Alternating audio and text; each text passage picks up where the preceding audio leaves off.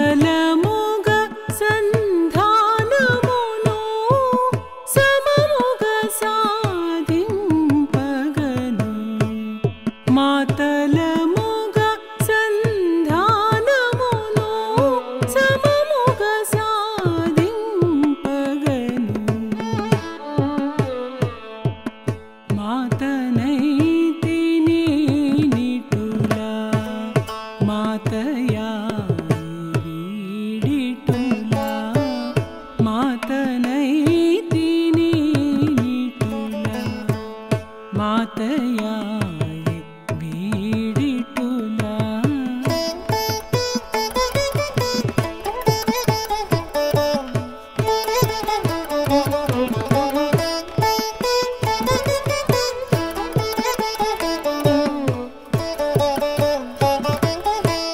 బ్రతుకులో జీవునిగా రక్షించి పెంచిరి పితను నేను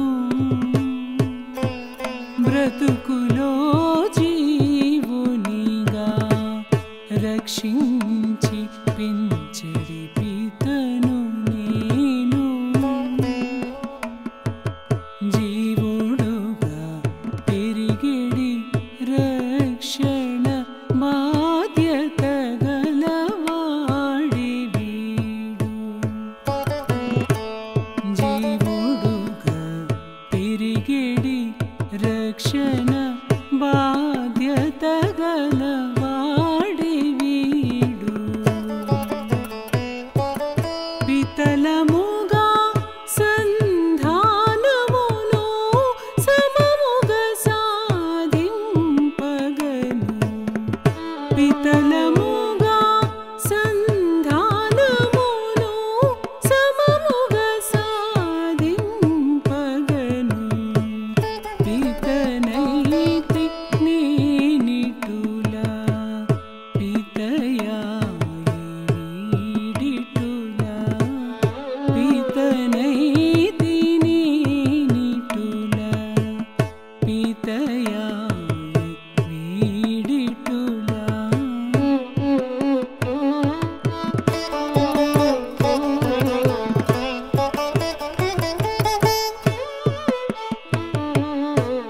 బ్రతుకులో జీవునిగా పెంచి ఎదిగించెడి బాధ్యత నాది బ్రతుకులో జీవునిగా పెంచి ఎదిగించెడి బాధ్యత నాది జీవుడుగా పెరిగి ఎదిగిడి బాధ్యత గలవాడి వీడు జీవుడుగా పెరిగి ఎదిగిడి బాధ్యత గలవాడి వీడు సృష్టి బాధ్యతగా సంధానమును సమముగా సాధింపగను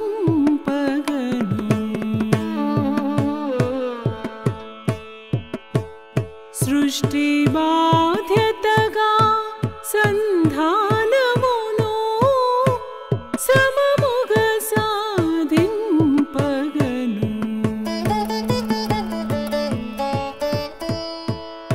అమ్మగాను నేనెన్నడు బిడ్డగాడు వీడెన్నడు అమ్మగాను నేనెన్నడు బిడ్డగాడు వీడెన్నడు జీవుడనెన్నగను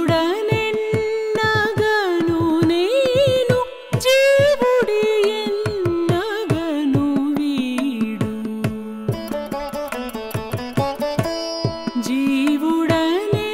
జీవుడనెన్నగను నేను జీవుడి ఎన్నగను వీడు మాతనౌదు నేనెన్నడు మాతయో వీడెన్నడు మాతనౌదు నేనెన్నడు మాతయో వీడెన్నడు సృష్టి బాధ్యతకు మాతను సృష్టానతికి మాత వీడు సృష్టి బాధ్యతకు మాతను సృష్టానతికి మాత వీడు పితనౌదు నీ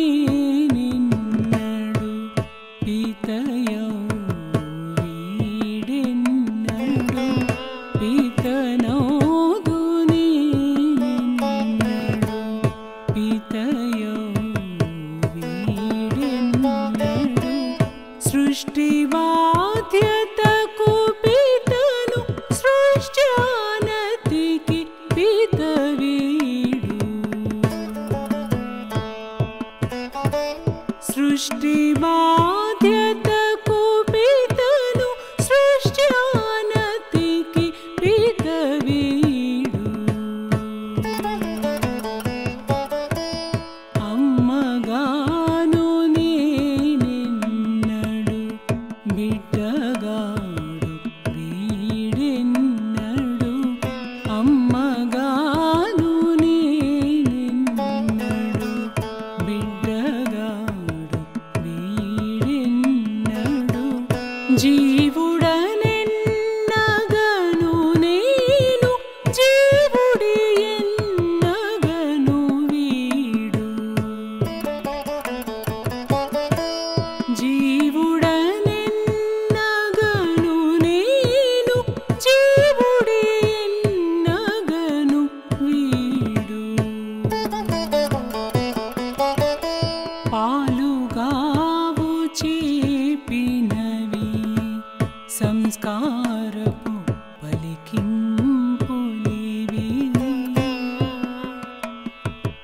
పాలుగావు చేపినవి సంస్కారపు పలికింపులివి సృష్టి బాధ్యతకు కొలతగా సృష్ట్యానతికి గ్రహింపుగా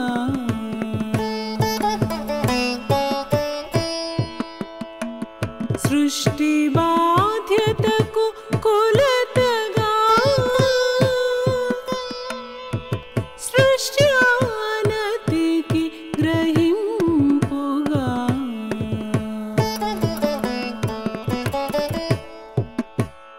నేను నేను నేను నేను వేరుగాదు పలికింపగా నేను నేను నేను నేను వేరుగాదు పలికింపగా గ్రహించుకోన ఇరువురకు సృష్టి రచనకు తీర్పుగా గ్రహించుకోన ఇరువురకు సృష్టి రచనకు తీర్పుగా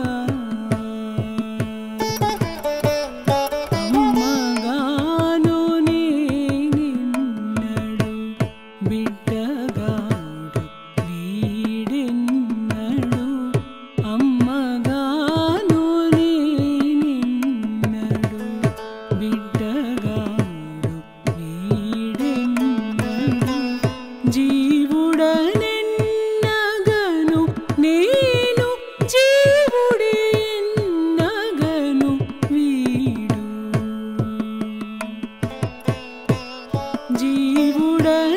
జీవుడనెన్నగను నేను జీవుడి ఎన్నగను వీడు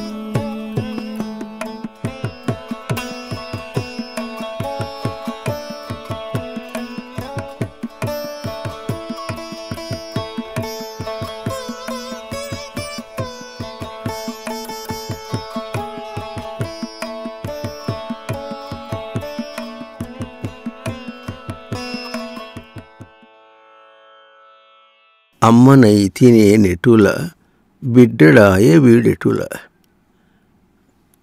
ఈ వాక్యం విన్నారా ఎప్పుడన్నా?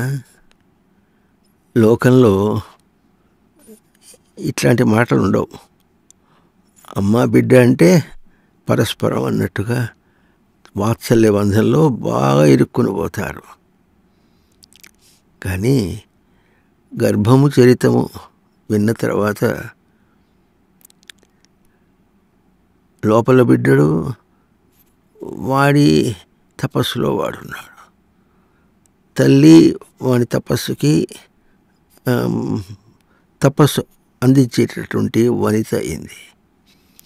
వనిత ఎట్లా అయింది? తన్ను తాను ఎప్పుడు కూడా కొలుచుకునేటట్లుగా, సేవించుకునేటట్లుగా, తన నిజ స్వరూపాన్ని సేవించుకునేటట్లుగా తాను ఉన్నది. ప్రశాంతమైనటువంటి అమృత స్వరూపం అంటే మరణం లేనటువంటి స్వరూపము అందరూ కూడా అది గుర్తించి తాను చేసింది. దానికి తగినటువంటి సంస్కారంతో వస్తారు. ఎంత అవుతే అంతగా చేసుకుంటారు. ఎంత సంస్కారం ఉంటే అంతగా సాధిస్తారు. ఆ సాధించడానికి చేసే ప్రయత్నమే తపస్సు. ఈ తెలిసినటువంటి వనిత ఏం చేస్తుంది? తాను తపస్విగా ఉండి లోపల జీవుడు కూడా వాడు శ్రమయో తపమో ఏం చేస్తాడో వానికి వాడి ప్రయత్నాన్ని, వాడి ఉద్యమాన్ని పుష్టినిచ్చేటట్లుగా తాను చేస్తుంది. ఇద్దరికీ సంబంధం ఇట్లా.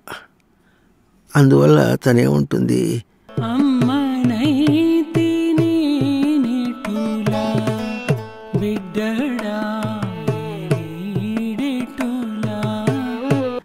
అమ్మనైతి నేనెటులా బిడ్డడాయే వీడెటులా. అమ్మనైనా ఎట్లా నేను అసలు? వీడు బిడ్డడెట్ట అయినాడు?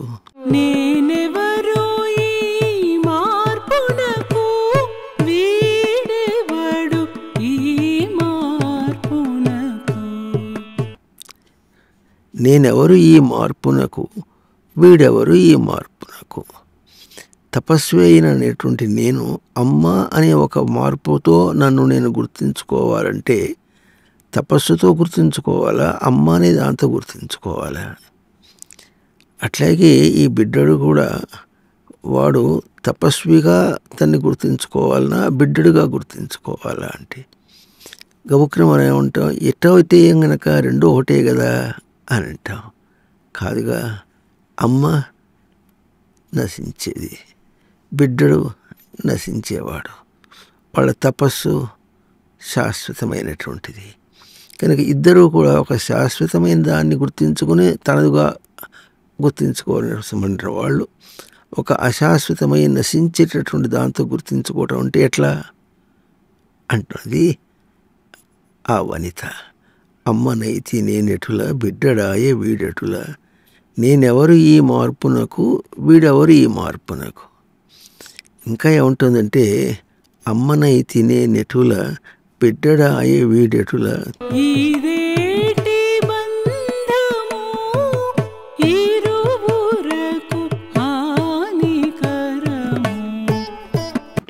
ఇదేటి బంధమో ఇరువురకు హానికరము అన్నారు. ఇది ఒక బంధం అన్నారు. ఇందాక తపస్సుతో ఇద్దరు బంధం కాదు. తపస్విగా సృష్టి మొత్తం అంతా తపస్సు స్వరూపంగా ఉంది. ఆ తపస్వరూపంలో సృష్టితో ఐక్యమైపోయి సచ్చిదానందములుగా ఉంటారు. ఇద్దరు అభిన్న స్వరూపం అంటే వేరు కానటువంటి స్వరూపంగా ఉంటారు. కానీ వాళ్ళ వాళ్ళ సంస్కారంతో ఎప్పుడైతే అనుకుంటారో ఇదేటి బంధము అన్నారు.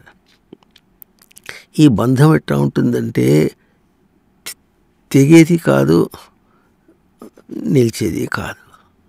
అమ్మ బిడ్డడు ఇద్దరిలో ఎవరు ముందు చచ్చిపోతే అమ్మ అమ్మ అనేది దేంతో పోల్చుకొని, భౌతిక శరీరంతో పోల్చుకొని అమ్మకి ఆ కొడుకు పుట్టాడు అని, వాడు కూడా కొడుకు అనేది భౌతిక శరీరంతో పోల్చుకొని ఇట్లా పోల్చుకునే మాట్లాడుకుంటాం. కానీ మనం గుర్తించుకుంటాం. కానీ కొంచెం ఆలోచన చేసి చూడండి. అమ్మ కూడా నేను అంటుంది. అమ్మ ఇప్పుడు నేనా? అమ్మ చచ్చిపోతుంది, నేను చచ్చిపోవటంలే. విషయాలు పోతున్నాయి, నేను చచ్చిపోవటంలే, నేను పోవటంలే. అట్లాగే ఆ బిడ్డడు అనేవాడికి కూడా నేను అని అనుకుంటున్నాడు. విషయాలు పోతున్నాయి, నేను పోవటంలే. జన్మలు పోతున్నాయి, నేను పోవటంలే. కనుక నేను అనే గుర్తింపు సచ్చిదానందము అమృత స్వరూపం. అది నేనే ఉండగా అమ్మ అని గుర్తించుకోవటం తనకు, బిడ్డడు అని వాడిని గుర్తించడం అని కానీ, బిడ్డడని వాడు గుర్తించడం, బిడ్డని అమ్మ అని గుర్తించడం పరస్పరం ఇది ఎట్లా ఉంటుందంటే ఇది ఏటి బంధమో. ఇది నిలిచేది కాదు, నిలబెట్టుకునేది కాదు. కానీ వ్యామోహం, వాత్సల్యం ఇదేటి బంధము? ఇరువురకు హానికరం. ఇరువురకు ఎట్లా హానికరం అంటే తన తపస్సును గుర్తించడానికి అడ్డు వస్తుంది కనుక హాని. ఇరువురు తన తపస్సును గుర్తించడానికి వచ్చిన వాళ్ళు అది వదిలిపెట్టి హానికరం. ఏదో ఊరికి పోయినాడు లోకంలో, అక్కడేదో పని కోసం పోయినాడు. ఆ పనిని మర్చిపోయి అక్కడేదో అంత వింతలు చూసుకుంటూ టైం అంతా అయిపోయింది. తన గడువు కాలం వెళ్ళిపోయింది, పని చెడిపోయింది. అది ఎట్లాగో తపస్సుతో గుర్తించుకొని నిలకడగా రావటం కోసం వచ్చినటువంటి తాను, జన్మనెత్తినటువంటి తాను దాన్ని వదిలిపెట్టేసి ఈ వింత చూసుకుంటూ వాత్సల్య బంధనలు ఇద్దరు ఉంటే కాలం గడిచిపోతుంది, దేహం విడిచిపెట్టిపోతారు. అప్పుడేమవుతుంది? చేయవలసింది చేయలేని వాళ్ళుగా పోతారు, చాతకాని వాళ్ళుగా పోతారు. ఇది చాలా పోతే మళ్ళీ ఇంకో జన్మలో చేస్తామని ఎట్ట ఉండదు. మళ్ళీ జన్మలో ఎట్లా వస్తాడు, ఎట్ట పోతాడు? చాతకాని వాళ్ళలాగా పోతాడు. ఇప్పుడు ఇద్దరి వృత్తాంతంలో సంబంధ బాంధవ్యం అంటారు. అంటే నిజమైనటువంటి సమన్వయం, సంధానం చేయగలిగినటువంటి సమన్వయం, ఆ బాంధవ్యం అది ఎట్లా ఉంటుందంటే అది కూడా బాంధవ్యమే, కానీ ఇద్దరిని బంధించేది కాదు, ఇద్దరిని ముక్తి చేసేట ముక్తికి కారకమైనటువంటిదిగా ఉంటుందన్నమాట. దాన్ని ఎట్లా చెప్తున్నదో పాట వినండి. దేహములలో పొరలి పొరలి పోయేడి జీవుడను నేను అని వనిత అంటున్నది. నేను దేహంలో పొరలి పొరలి పోయేడి జీవుడను. ఒక దేహంలో జీవుడుగా ఉన్నా అంటే ఆ దేహంలో ఉండి జీవించడానికి ప్రయత్నం చేశా. కొన్నాళ్ళు జీవించా, దేహాన్ని వదిలిపెట్టి నేను జీవించే స్వరూపాన్ని తీసుకొని మళ్ళీ వెళ్ళిపోతున్నా. ఆ వెళ్ళిపోయేటప్పుడు ఎంతగా నన్ను నేను శుద్ధి చేసుకున్నానో, శుద్ధి చేసుకున్నట్టు ఎట్లాగా ఉంటుందో అట్లా తీసుకుపోతా, శుద్ధిగా పోతా. దాన్ని బుద్ధి అంటారు. అట్లా బుద్ధి అట్లా తను తాను చేసుకోవటాన్ని బుద్ధి. అటువంటి శుద్ధమైన బుద్ధితో శుద్ధిగా పోతాడు. చాతకాపోతే ఏమవుతుంది? చాతకాని బుద్ధిగా వెళ్తాడు. చేతనైతే చేతనేటుగా పోతాడు, చేతకాకపోతే చేతనాటుగా అన్నట్టుగా వెళతాడు. లోకంలో ఒకటి చేతనైనా చేత కాకపోయినా దేహం విడిచిపెట్టిపోయేటప్పటికీ దానికి లెక్క లేకుండా పోతుంది. కానీ తన బుద్ధిని తను వశం చేసుకోవటం అనేది రెండూ కూడా కౌంటబుల్, రెండు కూడా తన ఎంపిక, తన లెక్కకు వస్తాయి అన్నమాట. వచ్చి చేతకాని బుద్ధి ఏం చేస్తుంది? తన్ని పతనం చేస్తుంది. చేతకాని బుద్ధితో దేహం విడిచిన తర్వాత వాడు ఉండలేడు. చేతనైన బుద్ధి అయితే ఉంటాడు. దేహంలో ఉండగా ఎంతకాలం ప్రశాంతంగా ఉండటానికి ప్రయత్నం చేస్తాడో ఆ ప్రశాంతత బుద్ధితో తను చేసిన ప్రయత్నము దేహం విడిచిన తర్వాత తనకు రక్షణగా ఉంటుంది. అట్లా కాకుండా ఊరిని అటు ఇటు తిరగటమే సరుగాను ఏమీ తెలియని మొద్దుగా తిరగటం అనేటటువంటిది, అంత తెలుసని అహంకరించడం అనేటటువంటిది, అటువంటి గుణ ప్రవృత్తి ఎవరికి ఉంటుందో వాడు దాంతోనే పోతాడు. ఆ గుణ ప్రవృత్తి అక్కడ పోయినప్పుడు వాడు బతకలేడు, చాలా బాధపడుతుంది. దీన్ని నరకయాతన అంటారు. నరకం అంటే అది కాదు, నరకం అంటే నరస్య భావ నరకం. నరుడికి యొక్క భావన వాడు ఎట తిప్పలు పడతాడో ఆ భావనయే నరకం. అది అభౌతిక స్వరూపం. ఇప్పుడు బుద్ధి మనస్సు మనకు ఎట్లా ఉందనుకుంటున్నామో అటువంటి స్వరూపమే భౌతికం లేకుండా ఉన్న స్వరూపం. ఇప్పుడేమో భౌతికంలో దేహంలో ఉన్న స్వరూపం, దేహం విడిచినటువంటి స్వరూపం మనకు అది. అందుకని ఏముంటుంది? దేహములలో పొరలి పొరలి పోయేడి జీవుడను నేను. అంటే నేను జీవుడిని, అంతేకాని దేహాన్ని కాదు. దేహాల్లో పొరలిపోతున్నా, అంతేగాని దేహం కాదంటే. అట్లాగే బ్రహ్మముగా ఎదుగుటకు ఎన్నగా నా అంశము వాడే వీడు. అట్లా ఎందుకు పొరలిపోతున్నానంటే బ్రహ్మముగా ఎదగటం. బ్రహ్మం అంటే ఎదగటం అని అర్థం అన్నమాట. ఎట్లా ఎదగాలి? చేతనైన బుద్ధితో వెళితే తాను ఎదుగుతాడు. ఒక జన్మకి ఇంకో జన్మకి ఎదుకుంటూ పోయి పూర్తి చేసుకుంటాడు. మళ్ళీ దేహం రాకుండా వెళ్ళిపోతాడు. జీవుడి యొక్క స్వరూపం అది. అట్లా జీవించాలి. జీవించడంలో ఏమిటా ఉంటుందంటే తెలుస్తుంది. ఏదైనా చేస్తే ఎంత చేశానో ఎటు తెలుస్తుందో, ఎంత బతికానో తెలుస్తుంది. ఎంత బతికానో తెలియటమే జీవుడు. దేహం విడిచేటప్పటికీ ఇట్లా తెలుసుకుంటూ తన తెలుసుకోవటాన్ని పెంచుకోవటం, తన గుర్తింపును పెంచుకోవటం ఎప్పుడు చేస్తాడో వాడు బ్రహ్మముగా ఎదగటానికి అవుతాడు. అట్లా నేనెట్లాగో వీడు కూడా అట్లాగే. వీడు కూడా జీవుడే. బ్రహ్మముగా ఎదగటానికి వాడు కూడా నా అంశము వాడే వీడు. నా అంశం ఉంటే అంశ విభాగే భజ సేవాయ. నేను ఎట్లా భజిస్తున్నానో వాడు అట్లాగే మా ఇద్దరికి భజ సేవాయం ఎట్లా ఉంటుందంటే, జీవుడుగా ఎట్లా ఉన్నామో అది సేవిస్తాం. నేను జీవుడుగా ఎట్లా ఉండగలిగానో అది నేను సేవిస్తాను, అది వాడితో పంచుకుంటా. వాడు జీవుడుగా ఎట్లా ఉంటే ఎదగటానికి ఉన్నాడో వాడు దానిలో ఎదుగుతాడు, వాడు నాతో పంచుకుంటాడు. మీ ఇద్దరము జీవభావంగా పంచుకుంటాం కానీ అమ్మ బిడ్డగా పంచుకోలేము. లోకంలో కూడా అడ్డాలుగా ఉన్నంత వరకు బిడ్డడు, గడ్డాలు వస్తే బిడ్డడు కాదు, వెళ్ళిపోతాడు. ఎవరికి వాళ్ళ వాళ్ళు వెళ్ళిపోతున్నారు, ఎప్పుడు తోడుగా లేరు. వాళ్ళ సంస్కారం కోసం వెళ్ళిపోతున్నారు, వృత్తి చేసుకోవడం పోతున్నారు. ఈ దేహం ఇచ్చినటువంటి న్యాయమే అది. కనుక దాన్ని ప్రాముఖ్యంగా తీసుకోకూడదు అని చెప్పి ఇప్పుడే ఉంటుంది, జీవులమ్ముగా సంధానమును సమముగా సాధింపగను అంటుంది. జీవులమ్ముగా సంధానమును అంటే జీవుడు, అతను జీవుడే, నేను జీవుడమే. మా ఇద్దరం కూడా జీవులంగా సంధానం ఉండాలి. సంధానం అంటే సమధానం, వికలం కాకుండా ధానం, ధ్యేయ చింతాయ. నేను జీవుడను అని చించుకుంటూ ఎప్పుడు ఉంటానో అవతల వాడు కూడా జీవుడు అనేటటువంటి గ్రహింపు నాకు అందుతుంది. కొడుకు అనుకుంటుంటే కొడుకు నాకు అందడు, అమ్మగా నేను వాడికి అందను. కలిసి ఉన్నంత కాలం ఉంటాం, దూరం అయితే దూరం అయిపోతాం, దేహం విడిస్తే వెళ్ళిపోతాం, అందేవాళ్ళం కాదనమాట. కనుక ఇద్దరం జీవులు అని గుర్తించుకున్నప్పుడు ఇద్దరికి సంధానం కుదురుతుంది. సంధానం అంటే ఎట్లా ఉంటుందంటే 2 అర్థాలు చెప్తారు. దానం అంటే ధ్యేయ చింతాయాం అని ఒకటి, అట్లాగే ఒక ధనుస్సులో ఒక బాణాన్ని పెట్టి అవతల ఇంకో దానికి గురి పెట్టి మనం వదిలేస్తాం. అంటే బాణమును సంధించాడంటాడు. బాణమును విల్లుకి బాణమునకు చక్కగా పెట్టి సంధించాడు. చేస్తే అప్పుడు తను ఎక్కడైనా గురికి పెట్టి కొడితే నేరుగా పోయి అక్కడ కొడుతుంది. అది సంధానం. అట్లాగే తను ఎక్కడ బయట ప్రయత్నం చేస్తున్నప్పుడు కూడా తనకు ఒక విల్లు ఉంది, తన బాణం ఉంది. విల్లు తనకు నిజస్వరూపం, బాణము తనకు ఆ సందర్భంలో చేసే ప్రయోగం.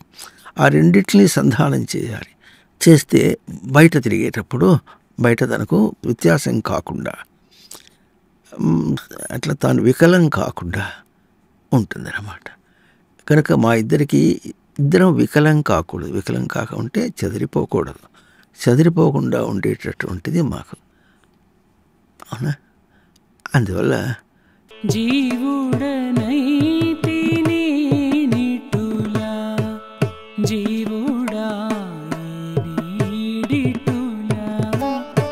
జీవుడనైతి నేనిటుల జీవుడాయే వీడిటుల. ఈ విధంగా నేను జీవుడినైనా. జీవించడం అనే దాన్ని సంధానం చేస్తున్నందువల్ల నేను జీవుడినైనాను. వాడు కూడా అట్లాగే చేస్తున్నందువల్ల వాడు కూడా జీవుడైనాడు.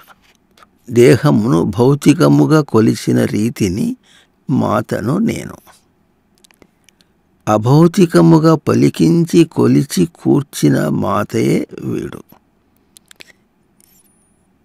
నేనేమో ఎవరంటున్నారు, వనిత అంటోంది.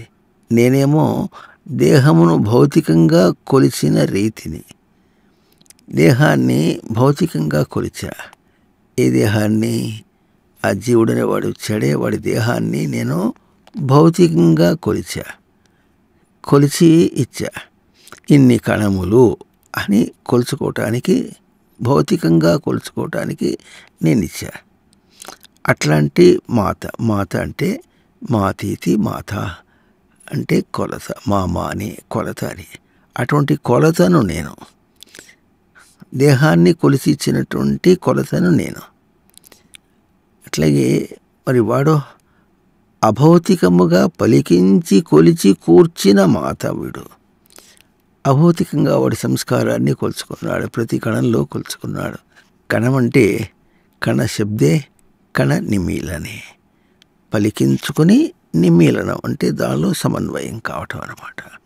పలికించుకుని సమన్వయం అవుతాడు. అంటే ఎట్లా పలికించుకుంటాడంటే ఆ దేహంలో భౌతికం కాదు అభౌతికమైన నేను ఉన్నాను అని పలికించుకుంటాడు. అందుకనే మనం ఇప్పటికీ కూడా దేహంలో తిరగాడుతూ నేను అనుకుంటాడు. అయితే ఆ నేను అనుకోవటం అనేటటువంటిదేమో లోపల అనుకుంటున్నాడు అభౌతికంగా, దేహంతోనేమో బయట కనిపిస్తుంది. ఈ తేడా తెలియకుండా దేహమే నేను అంటారు అందరూ కూడా. దేహమే నేను కాదు, దేహం చచ్చిపోతుంది, నేనుంటా. విషయం పోతుంది, నేనుంటా. విషయంలో నేను అంటాడు, విషయమే నేను అంటాడు. విషయం పోతుంది, నేనుంటాను. అట్లాగే దేహం పోతుంది, నేనుంటా. ఈ రెండు వేరు. కానీ దేహంలో సమన్ పెట్టుకొని ప్రవర్తించుకుంటూ తనను గుర్తించుకుంటున్నాడు. దేహంలో నేను గుర్తించుకుంటున్నాడు. దేహాన్ని దెబ్బ తగిలితే ఏమవుతుంది? దెబ్బ దేహానికి, తనకు దెబ్బ తెలుస్తుంది. ఓర్చుకుంటాడు, సవరించుకుంటాడు, తగ్గించుకుంటాడు. ఈ పని దేహానికి చేత కాదు, అదిగా వెళ్ళి చేసుకోదు. కానీ కొంతకాలానికి దేహం ఎట్లా ఉంటుందంటే ఎన్ని రోగాలు వచ్చినా అది సర్దుకుంటుంది. దానికి నొప్పి వస్తే ఎట్లా సర్దుకోవాలో, ఓర్చుకోవాలి ఎట్లాగో, ఇవన్నీ ఎవరికి తెలుస్తాయి? నేనుకు తెలుస్తాయి. కనుక ఈ విధంగా అభౌతికంగా పలికించి కొలిచి కూర్చుకున్నాడు. ప్రతి కణమును అభౌతికంగా ఈ విధంగా తన సంస్కారంగా కొలుచుకున్నాడు.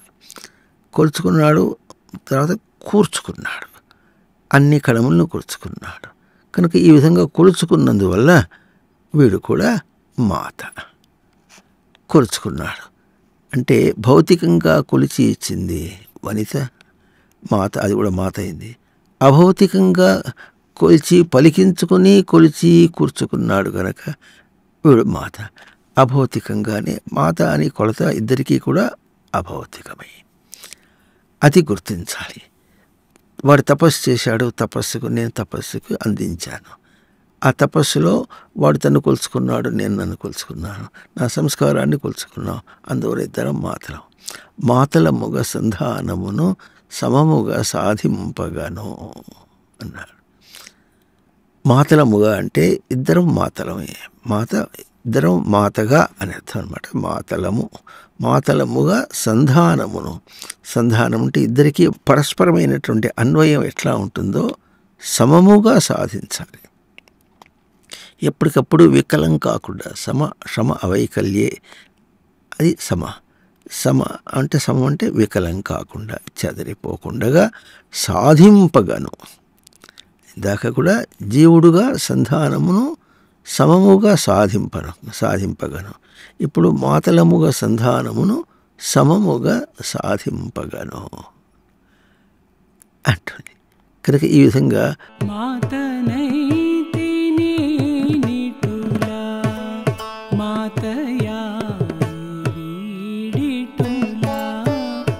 మాతనైతినే నిటుల మాతయాయ వీడిటుల అంటుంది. ఇట్లా ఈ విధంగా నేను మాతైనా, వాడు కూడా మాతైనాడు. కనుక మాతలము సంబంధం. అంతేగాని మా ఇద్దరి సంబంధం నేను ఇడు మాత, అది మాత, ఇద్దరు మాతలమే.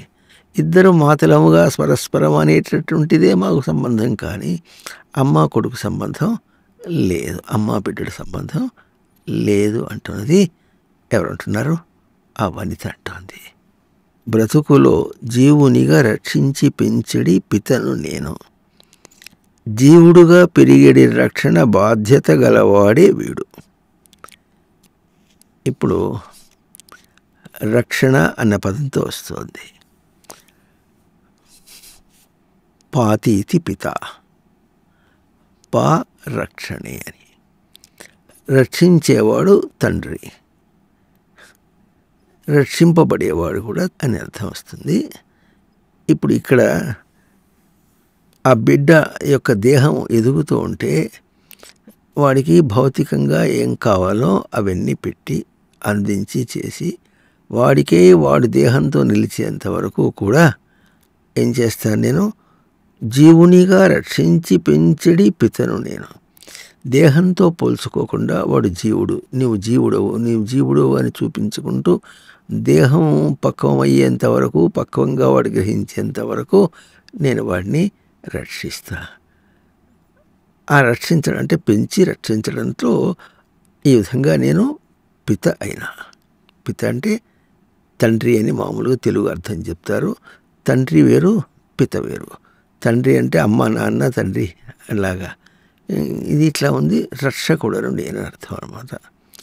అట్లాగే జీవుడిగా పెరిగేడి రక్షణ బాధ్యత గలవాడే వీడు. వాడు కూడా జీవుడుగా పెరగాలి. అది ఆ రక్షణ చూసుకోవాలి. వేరే విధంగా పెరగకూడదు, వేరే విధంగా జారిపోకూడదు. ఈ రక్షణ బాధ్యత గలవాడు వీడు. ప్రతి ప్రాణి ఎవరికి వాడికి బాధ్యత ఉంటుంది.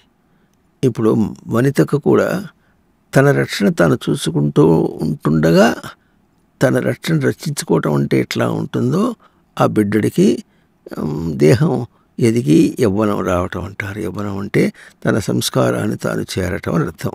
మీసాలు గడ్డాలు కావు. కనుక ఆ బాధ్యత అందుకునేంత వరకు కూడా తను వాడిని కాపాడుతుంది, రక్షణ చేస్తుంది. ఈ విధంగా పిత అయినది ఆమె ఎవరు, వనిత. తన బాధ్యత తను ఎదగాలి అనే బాధ్యత. ఆ బాధ్యతతోనే శైశవ బాల్య కౌమార యవ్వనం అనేది కూడా వస్తుంది. ఎట్లాగంటే శైశవం అంటే సోతనూకరణే, తన్ను తాను పదును పెట్టుకుంటాడు, ఇది బాధ్యత. అట్లాగే బాల్యం అంటే ఆ పదును పెట్టుకోవటంలో బలాన్ని సంపాదిస్తాడు.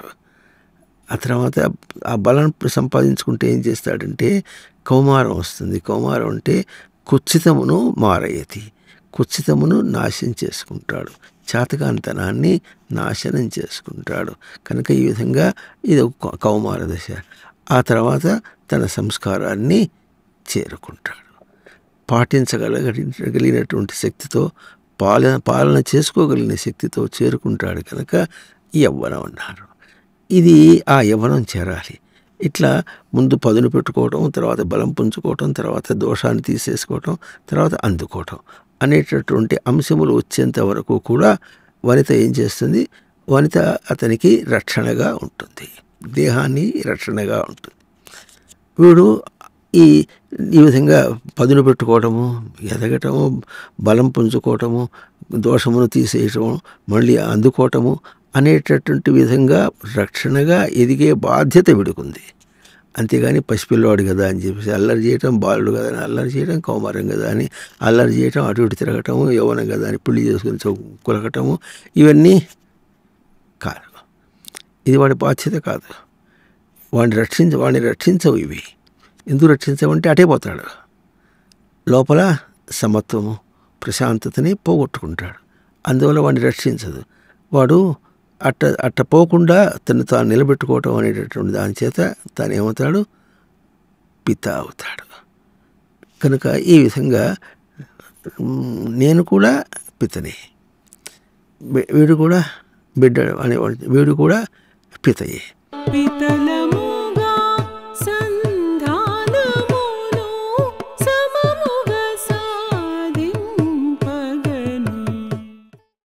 పితలముగా సంధానమును సమముగా సాధింపగను అన్నారు.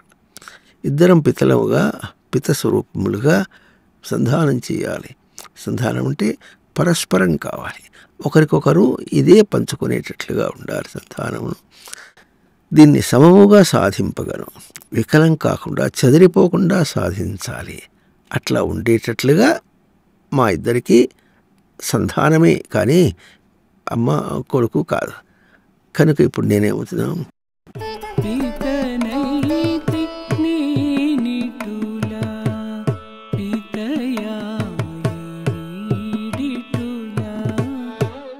పితనైతి నేనిటుల పితయాయ వీడిటుల. ఈ విధంగా నేను కూడా పిత, వీడు కూడా పిత. బ్రతుకులో జీవునిగా పెంచి ఎదిగించడి బాధ్యత నాది. జీవునిగా పెరిగి ఎదిగడి బాధ్యత గలవాడే వీడు. అంటే బాధ్యత చెప్తున్నది. ఈ బాధ్యత ఎవరిచ్చారు, తర్వాత చరణాల్లో కూడా వస్తుంది. ఎవరిచ్చారంటే సృష్టి ఇచ్చింది. అంటే ఇప్పుడు సృష్టిలో ఇది పూర్ణమైన స్వరూపం, సచ్చిదానందములుగా పూర్ణమైన స్వరూపం. ఇది జీవుడు అని ఇండివిజువలైజ్ చేసుకోవటం, అంటే వ్యక్తిగతంగా తీసుకోవటం అనేటటువంటిది ఇది ఈ జీవులు చేస్తున్నటువంటి తప్పు. తప్పైనా సరే అక్కడి నుంచి బయటపడాలి. ఎట్లా బయటపడాలో అట్లా బయటపడాలి. ఆ సంధానాన్నే ఈ పాటలో మనం వింటున్నాం. ఇప్పుడు ఈ చరణంలో ఏం చెప్తున్నదంటే, బ్రతుకులో జీవునిగా పెంచి ఎదిగించడి బాధ్యత నాది. వాడు యవ్వనం చేరేదాకా పెంచుతుంది అని పిత అని చెప్పుకున్నాం. ఇంకా ఎట్లా ఉంటుంది, దాటిన తర్వాత కూడా సందర్భంలో తాను ఎప్పుడు కూడా వాడిని బాధ్యతగా రక్షించేటట్టు ఉంటుంది. తన జీవభావం నుంచి జారిపోకూడదు, నిజభావం నుంచి జారిపోకూడదు. సంస్కారమును వృద్ధి చేసుకోవటం కోసం వచ్చాడు కానీ సంస్కారమును పాడు చేసుకోవటం కోసమని రాలేదు. ఇది మాటి మాటికి సందర్భాల్లో ఎక్కడెక్కడ అవసరం వస్తుందో అక్కడెక్కడ వాడికి చెప్పి నేర్పించేటట్లుగా ఉంటుందన్నమాట. ఈ విధంగా ఇది నాకు బాధ్యత, ఈ రక్షణ బాధ్యత నాది, వాడు ఎదిగించడి బాధ్యత నాది. అట్లాగే జీవునిగా పెరిగి ఎదిగేడి బాధ్యత గలవాడే వీడు. ఇప్పుడు జీవుడుగా పెరగాలి, ఎదగాలి, జీవుడుగా ఎదగాలి. చాలా మాట చెప్పుకుందాం. జీవుడుగా ఎదగాలి అంటే జీవించేవాడుగా ఎదగాలి. వికలమయ్యేటట్టు చంచలమయ్యేటట్టుగా కాకూడదు. లోకంలో బతుకుతుంటే ఎట్లా ఉంటుంది, జీవించడానికి ప్రయత్నం చేస్తున్నాడు కానీ చంచలమవుతుంది, వికలమైపోతున్నాడు మనిషి, లేకపోతే పతనం అయిపోతున్నాడు. ఈ వికలం కావటం పతనం కావటం అనే రెండు దోషములు ఎప్పుడైతే ఉంటాయో అప్పుడు వీడు జీవుడు కాడు. కనుక జీవించిన వాడు కాదు, జీవ ప్రాణధారణి అన్నారు. ప్రాణమును ధారణ చేయాలి. ధారణ చేయలేకపోతే పతనమైనాడు, లేకపోతే వికలమవుతాడు. అది ఎట్లా ఉంటుందంటే, లోకంలో ఒక సుఖం చూచి జారిపోతాడు, ఒక దుఃఖం చూచి జారిపోతాడు. సుఖంలో పొంగిపోయినా జారిపోయాడు, దుఃఖంలో కుంగిపోయినా జారిపోయాడు. ఈ జారిపోవటం అనేటటువంటిది జీవుడికి స్వరూపం కాదు. కనుక ఈ జీవునిగా పెరిగి ఎదిగడి బాధ్యత గలవాడే వీడు. కనుక ఇప్పుడు సృష్టి బాధ్యతగా సంధానమును సమముగా సాధింపగను అన్నారు. ఈ బాధ్యత ఎవరి చేతనకు? సృష్టి ఇచ్చింది. సృష్టి ఎట్లా ఇచ్చింది? సృష్టి వీడిని రచన చేసింది. ఏమని? పూర్ణమైన స్వరూపం. వికలం కావటం చెడిపోవటం అనేది లేదు. దేనివల్ల వస్తుంది? తను తాను గుర్తించుకోవడంలో దోషం వల్ల వస్తుంది. గుర్తించాలి, నిలుపుకోవాలి, ఆచరించాలి. అది కోర్స్ ఆఫ్ ది లైఫ్. జీవనంలో క్రమం అది. ఆ క్రమాన్ని నిలుపుకోవటం ఇది సృష్టి ఇచ్చిన బాధ్యత. ఈ సృష్టి ఇచ్చిన బాధ్యతలో వనితగా తనకు ఒక బాధ్యత ఉంది, అది మరి జీవుడుగా తనకు ఒక బాధ్యత ఉంది. ఆ బాధ్యత కోసమే ఇద్దరు ఒకచోట ఉన్నారు అని గుర్తించడం చేత సృష్టి బాధ్యతగా సంధానమును సమముగా సాధింపగను, ఈ సమముగా సాధింపను అని ప్రతిచరణంలో వస్తుంది. సమం అంటే శ్రమ అవైకల్యం అని చెప్పును. వికలం కాకూడదు, సంధానము వికలం కాకూడదు. వికలం కావటం అనేటటువంటిది చాలా దోషం. తాను ఇప్పుడు కూడా ఎదగటం కోసం వచ్చాడు కానీ చెడిపోవటం కోసం చెదరనుకోవటం రాలేదు. చెదరటం అనేది జరిగింది అంటే తన జన్మనెత్తినటువంటి లక్ష్యము చెదరింది అన్నమాట, చెదిరిపోయింది. అది జరగకూడదు అంటున్నారు. ఈ విధంగా అమ్మగాను నేనెన్నడు ముగింపు 4 చరణాల్లో జీవుడుగా సంధానం, మాతలుగా సంధానం, పితలుగా సంధానం, సృష్టి బాధ్యతగా సంధానం అని 4 చరణాల్లో చెప్పి ఇప్పుడు ఏముంటుంది? అమ్మగాను నేనెన్నడు బిడ్డగాడు వీడెన్నడు. జీవుడను ఎన్నగాను నేను, జీవుడే ఎన్నగాను వీడు. ఎన్నగానంటే లెక్కపెట్టి చూసుకుంటే, పోల్చుకొని చూసుకుంటే, సృష్టి ఎట్లా తనకు రచించిందో దాంతో పోల్చుకుంటే అది ఎంచుట. ఎన్నగాను జీవుడను నేను, ఎన్నగాను జీవుడే వీడు అంటున్నారు. జీవుడనెన్నగను నేను, జీవుడే ఎన్నగను వీడు. ఇట్లాగూ మాతనవుతూ నేనెన్నడు, మాతయవు వీడెన్నడు. నేను ఎప్పుడు కూడా మాతనే, అమ్మ కాదు, అంటే కొలత స్వరూపాన్ని. మాతయవు వీడెన్నడు, వాడు కూడా కొలత స్వరూపం, కొలుచుకుంటూ వస్తున్నాడు. లెక్క ప్రకారంగా జీవుడైనాడు, లెక్క ప్రకారంగా బతకవలసినటువంటి వాడు, లెక్క ప్రకారంగా జీవుడు అన్నటువంటి స్వరూపమే. అంతేగాని టాలాటోళీ కాదు, అల్లాటప్ప గోంగూర పచ్చడి కాదన్నారు. అవునా? కనుక ఇది సృష్టి బాధ్యతకు మాతను నేను, సృష్టి ఇచ్చిన బాధ్యతగా నేను కొలత స్వరూపాన్ని. అట్లాగే సృష్టి ఆనతికి మాత వీడు. నా బాధ్యతగా పెంచటం అనే బాధ్యతగా అవకాశం ఇవ్వటం అనే బాధ్యత, అవకాశం ఇవ్వటం అనేది నా బాధ్యత, అవకాశమును తీసుకోవటం అనేటటువంటిది వాడి బాధ్యత. సృష్టి ఆనతి, తీసుకొని ఎదగాలి అనేది సృష్టి యొక్క ఆనతి. ఆనతి అంటే ఆజ్ఞ, ఇట్లాగే నువ్వు బతకాలి, వేరేది కాదు అంటుంది. కనుక సృష్టి ఆనతికి మాతయే వీడు అట్లా. సృష్టి బాధ్యతకు మాతను, సృష్టి ఆనతికి మాత వీడు. అట్లాగే పితనవుదు నేనెన్నడు, పితయవు వీడెన్నడు. నేను రక్షించడం, రక్షించే స్వరూపం, వాడు కూడా రక్షణ బాధ్యత గల స్వరూపం, వాడు కూడా పిత స్వరూపమే అన్నారు. సృష్టి బాధ్యతకు పితను, సృష్టి ఆనతికి పిత వీడు. నేను పిత అనేది నాకు సృష్టి యొక్క ఇచ్చిన బాధ్యత, వాడు పిత అనేది సృష్టి వాడికి ఇచ్చినటువంటి ఆనతి, ఆజ్ఞ. తను తాను రక్షించుకుంటూ బతకాలి, ఇది లోకంలో బాగా తెలియాలి. తన దేహానికి ఏదైనా రోగం వస్తే గబుక్కన డాక్టర్ దగ్గరికి పరిగెత్తారు. ఎంత చేతగాని దద్దమ్మలో వీళ్ళు. తన రోగం తనకు తెలుస్తూ ఉంటుంది, లోపల ఏ మార్పు వస్తుంటే దాన్ని సంధించుకోవటం అనే చిట్కా వైద్యాలు అంటుంటారు లోకంలో. చిట్కా వైద్యమో ఏదో తనకే తెలుస్తుంది. గొప్ప రోగం వచ్చినప్పుడు కూడా తనకు తను తాను రక్షించుకోవటం ఉంటుంది.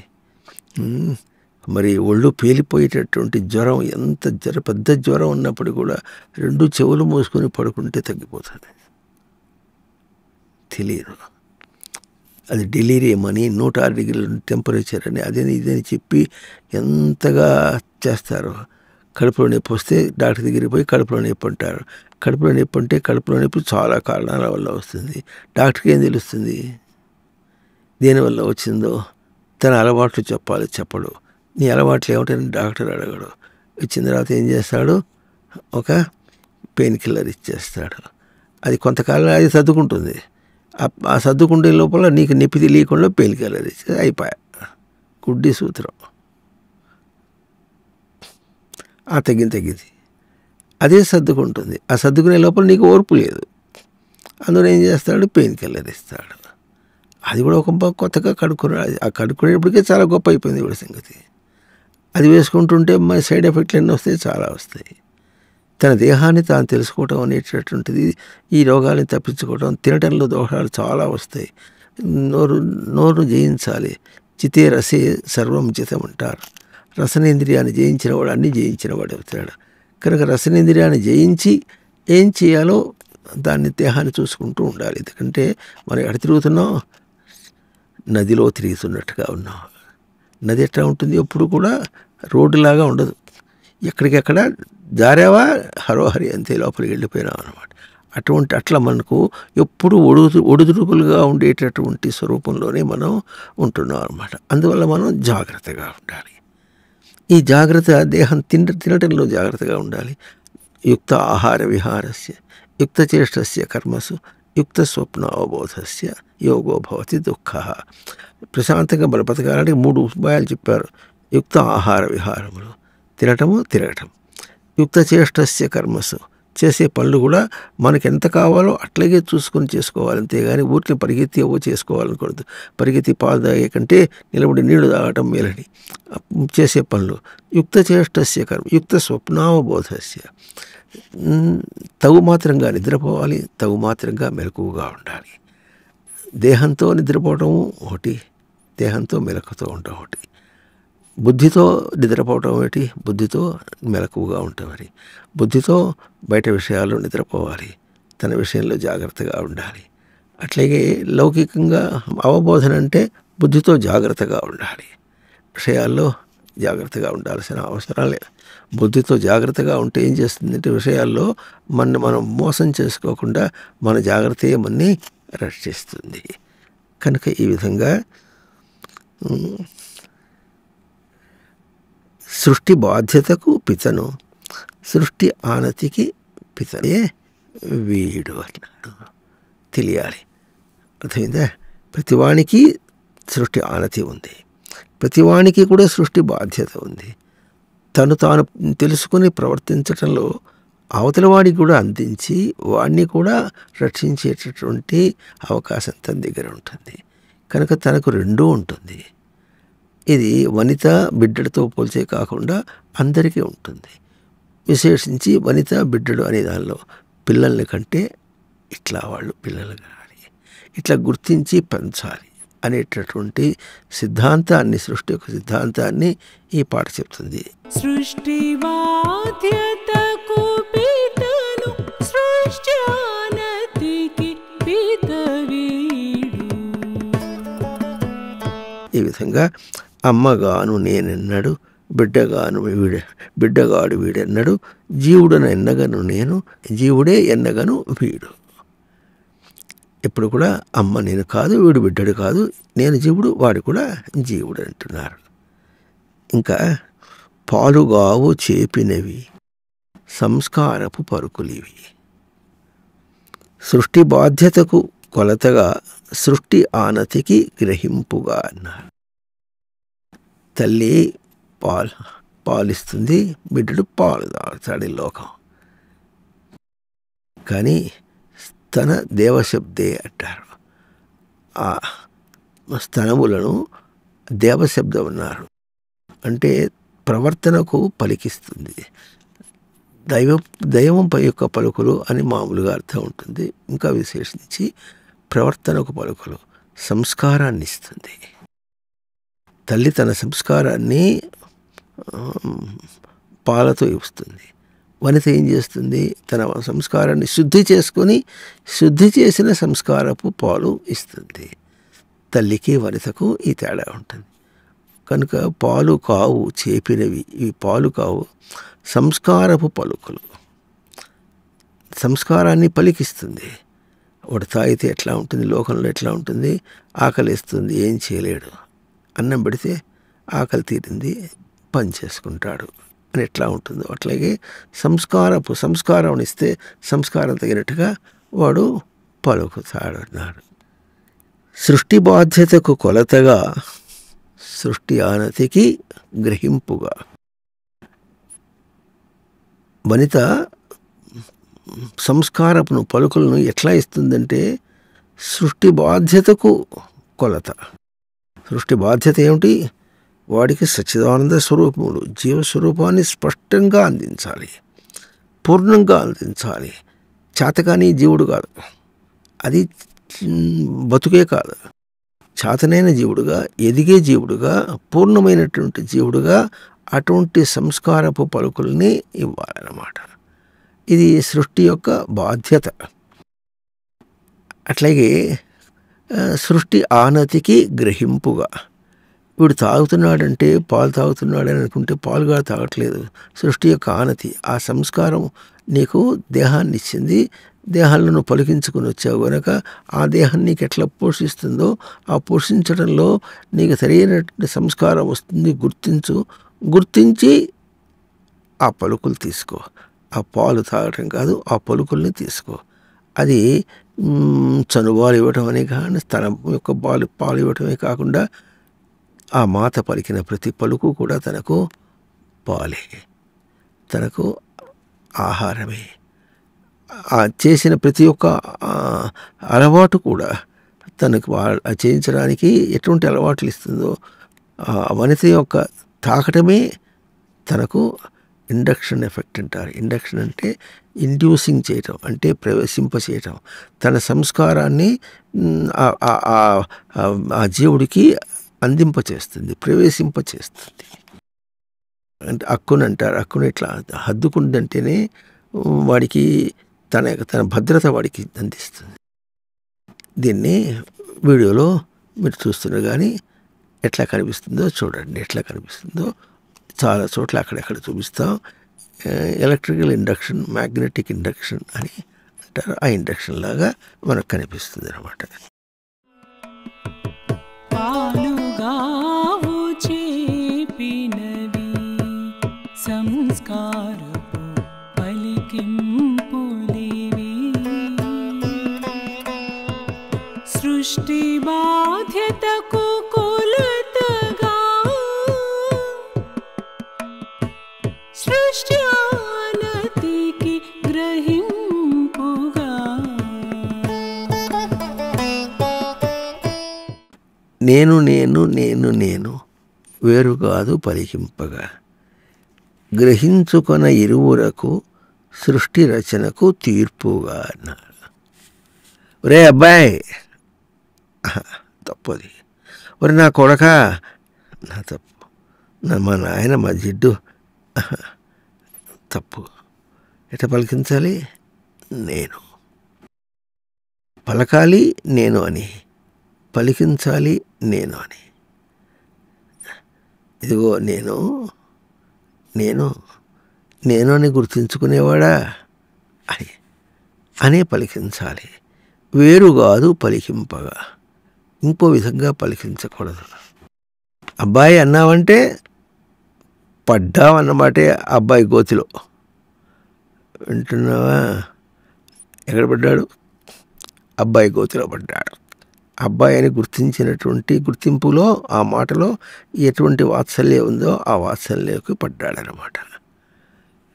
కనుక నేను నేను నేను నేను వేరు కాదు పలికింపగా, గ్రహించుకొన ఇరువురకు, ఇద్దరికీ గ్రహింపు నేను అనే గ్రహింపే. ఇప్పుడు ఎట్లా ఉంటుందంటే, ఇద్దరు మనుషులు ఉన్నారనుకోండి, నేను అన్నాడు, వాడు నేనన్నాడు, నేను అనుకుంటున్నారు. పలికించాలంటే వీడేమో వాడిని నువ్వు అంటాడు, వీడో వాడిని నువ్వు అంటాడు. నువ్వు అనేటప్పుడు తను ఎట్లా గుర్తించుకుంటున్నాడు? నేను అని గుర్తించుకునే తనకు నీవు అనేటువంటి ఒక గుర్తింపును తెచ్చి ఆ గుర్తింపును వాడికి ఇవ్వాలనుకుంటున్నావు, వాడికి అందించడానికి ప్రయత్నం చేస్తావు. ఇది తప్పు నువ్వు చేస్తున్నావు. అంటే నువ్వు చేసినప్పుడు వాడేమంటాడు? నేనని అంటాడు.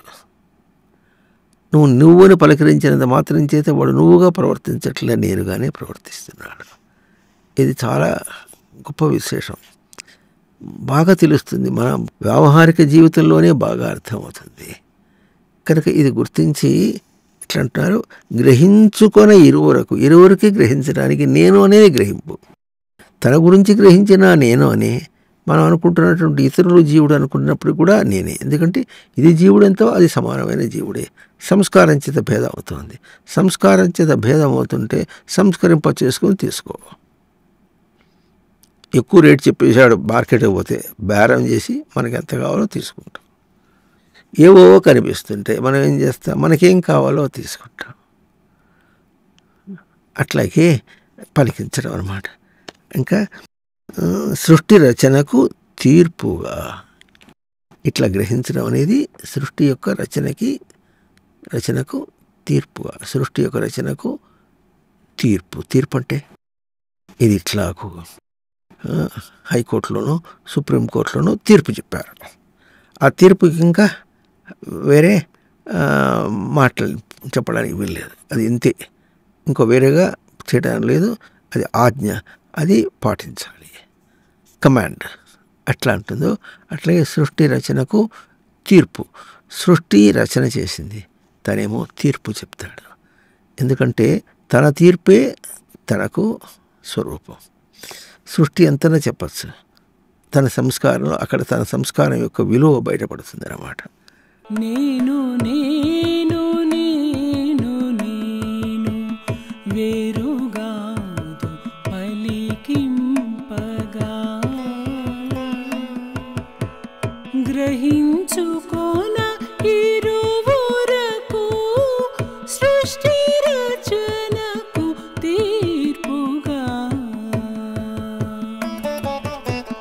ఈ విధంగా అమ్మగాను నేనెన్నడు బిడ్డ కాడు వీడెన్నడు, జీవుడను ఎన్నగా నేను, జీవుడే ఎన్నగను వీడు. ఇద్దరం జీవులుగా సంధానమే కానీ దేహములతో సంబంధం కాదు, సంధానం కాదు అని వనిత ఇట్లా గర్భము చరితమును ఆచరించి నిలిపి తన నిశ్చయాన్ని గర్భంలోంచి బయటకు వచ్చినటువంటి జీవుడితో ఎట్లా తాను సంధానం చేస్తానో చెబుతున్నటువంటి అంశమును ఈ పాట మనకు బోధగా అందిస్తున్నది.